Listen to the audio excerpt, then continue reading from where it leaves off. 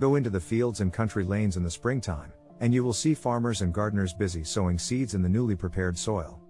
If you were to ask any one of those gardeners or farmers what kind of produce he expected from the seed he was sowing, he would doubtless regard you as foolish, and would tell you that he does not expect at all, that it is a matter of common knowledge that his produce will be of the kind which he is sowing, and that he is sowing wheat, or barley, or turnips, as the case may be, in order to reproduce that particular kind.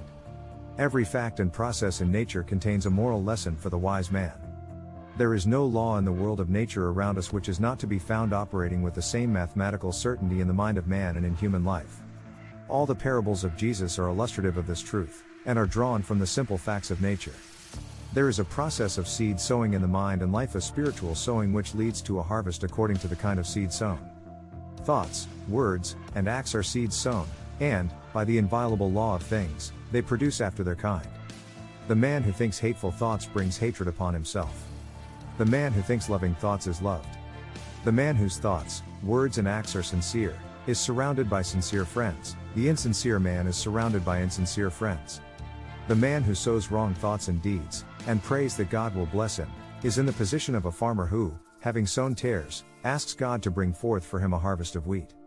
That which ye sow, ye reap. See yonder fields, the sesamum was sesamum, the corn was corn, the silence and the darkness knew, so is a man's fate born. He cometh reaper of the things he sowed. He who would be blessed, let him scatter blessings. He who would be happy, let him consider the happiness of others. Then there is another side to the seed sowing.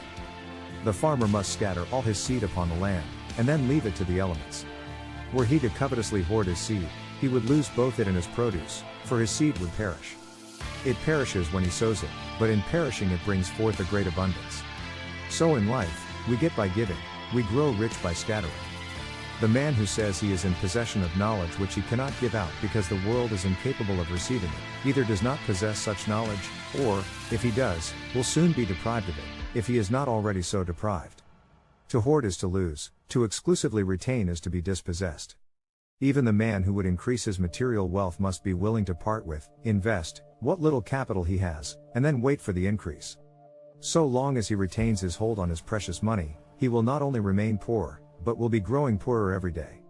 He will, after all, lose the thing he loves, and will lose it without increase. But if he wisely lets it go, if, like the farmer, he scatters his seeds of gold, then he can faithfully wait for, and reasonably expect, the increase. Men are asking God to give them peace and purity, and righteousness and blessedness, but are not obtaining these things, and why not? Because they are not practicing them, not sowing them. I once heard a preacher pray very earnestly for forgiveness, and shortly afterwards, in the course of his sermon, he called upon his congregation to show no mercy to the enemies of the church. Such self-delusion is pitiful, and men have yet to learn that the way to obtain peace and blessedness is to scatter peaceful and blessed thoughts, words, and deeds. Men believe that they can sow the seeds of strife, impurity, and unbrotherliness, and then gather in a rich harvest of peace, purity and concord by merely asking for it. What more pathetic sight than to see an irritable and quarrelsome man praying for peace? Men reap that which they sow, and any man can reap all blessedness now and at once, if he will put aside selfishness, and so broadcast the seeds of kindness, gentleness, and love.